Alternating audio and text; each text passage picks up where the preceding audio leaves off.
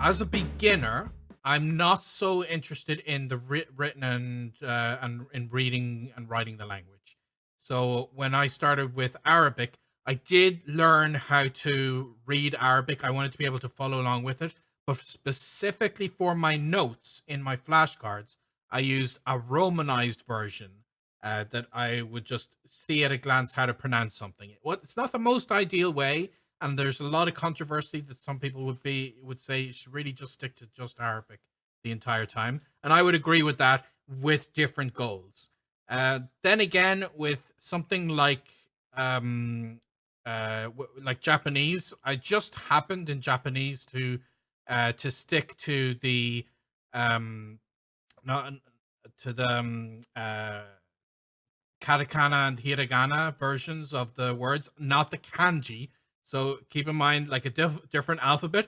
Kanji is not an alphabet, so that's not going to help you in flashcards unless it has, if you're a beginner, unless it has some form of a phonetic equivalent to the words. So the difference between a different alphabet, like Cyrillic or Arabic script, and a different writing system which uses characters like Chinese and Japanese do. That is two different ball games. But I'm gonna pass this over to Shannon because she'd have a lot more to say on this. Yes, so I've learned a ton of different languages with different writing systems, and the first thing that I look at is what my ultimate goal in learning the language is. So these are actually some of my Hindi notes from my Hindi challenge, and you can see they're obviously not in Devanagari, they are Romanized, and that's because my purpose with learning Hindi was to go to India, give 4 presentations about a specific product in Hindi, and that was it. Like, I didn't need to learn to read and write. And there was no purpose in me spending any time on that because I had a limited window to do this.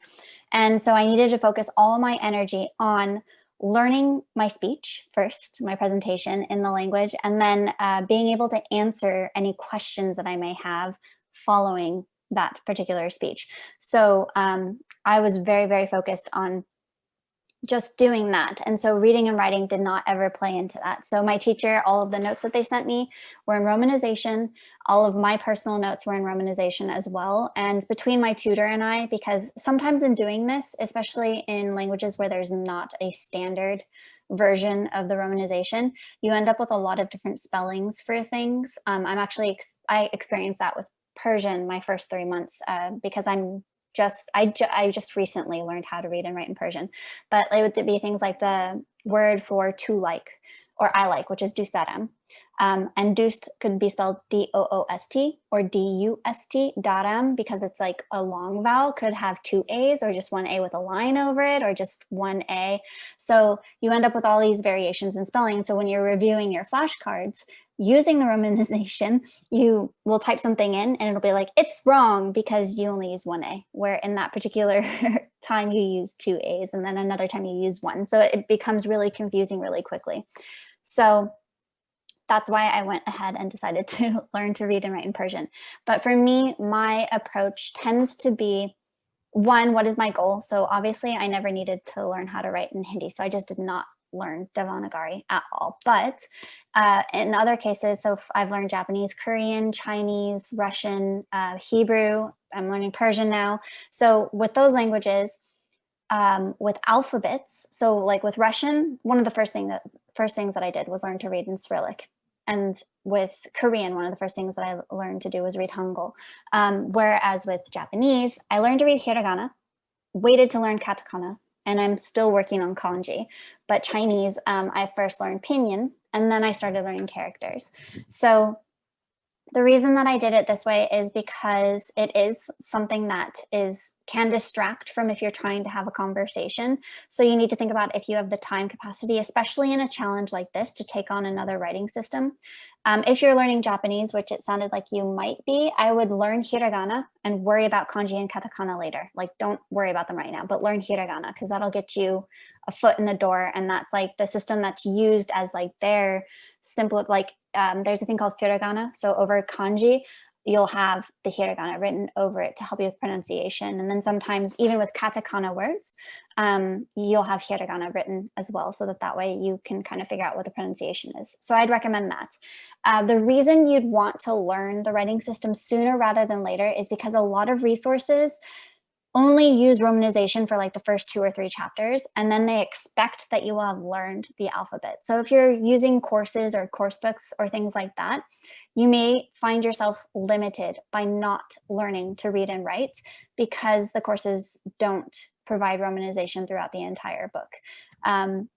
But there are exceptions to this, of course, but you have to do a little bit more looking. But if you're not using like a course book, then it's totally fine if you wait to learn the alphabet. Like with Hindi, I had course books. I used one briefly, but I mostly just focused on the time with my tutors to help me prepare for my presentation. But the resources that I use to learn other alphabets, the first is Scripts, which is an app by Drops, which I do work for Drops, just so you guys know. But I use their product and love their product before I started working with them. So Scripts is an app that teaches you how to learn writing systems. So it teaches you different alphabets, different writing systems. They have it for several languages. And then the app itself, Drops, also has modules on learning other writing systems. And that's what I learned to use to learn to read Japanese, Korean, and some of the other languages that have different writing systems, Hebrew as well. They don't have Persian. So that was the first time I was forced to look elsewhere for a new writing system. And I got this book, which is Persian Script Hacking. It's published by Teach Yourself, and it's written by Judith Mayer, who is a incredibly impressive polyglot who's learned more languages than Benny and I combined. And she explains things really well. So this teaches you how to read and write in Persian. It introduces it one letter at a time. And the words here are words that you will already know in your native language. So it's not like a Persian word usually. It's something like Bill Clinton written in Persian so that I can just figure out what the letters are without having to worry about vocabulary. And that's often the issue with learning a new writing system is they'll introduce the writing system to you and then go, now read this Persian word. And you're like, okay, I have no idea what this word means. Like, this is not helping me. But where you have words like this that are borrowed words or same words, that helps you a ton because it kind of gives you this foothold. It's like, hey, I just read the word for Istanbul in Persian. Yeah. And it's just, so it gives you a win because it's like, it's a word you understand. And it's a word that you're reading now in this other language. And so I just really like the way that writing systems are introduced in this series. I actually have the other languages in my card because even if they're not ones that I'm learning, just because it's interesting to me and I like going through it. So those are the 2 resources that I use to learn other writing systems. And then the third thing is just write. You just have to write. For Korean, typing helped me understand how to read and write in Korean quite a bit. Same with Chinese, because if I could type out the pinyin, I could see the characters and it just helped me build character recognition, which is really important. But for all languages, I just write by hand a lot. And in doing that, you just start to get more comfortable with it. So that's just one of the other things that I recommend. And even you don't have to write words in the language. Like one of the things that I've been doing is practicing writing my name in Persian just to get used to the alphabet, like writing my full name and then writing my friends' names. So just like getting used to the letters themselves and removing that vocabulary thing, because sometimes when you're trying to do too many things at once, which might be learning new grammar with new vocabulary, or learning how to read and write with vocabulary, removing one of those things and just learning to read and write, just learning vocabulary or just learning grammar with words you already know. That's really helpful. Like one of the things, I'm gonna go off on a tangent here, but one of the things that I like to do with grammar is practice grammar using English. So for example, like with Chinese, which has very different word structure from English, I will use the English words, but then use Chinese grammar so that I can make the Anglicization of my Chinese less, because a lot of the time what we try to do is apply like English grammar to languages like Chinese. So if I use English words and Chinese grammar, it first lets me kind of wrap my head around the grammar and the sentence structure.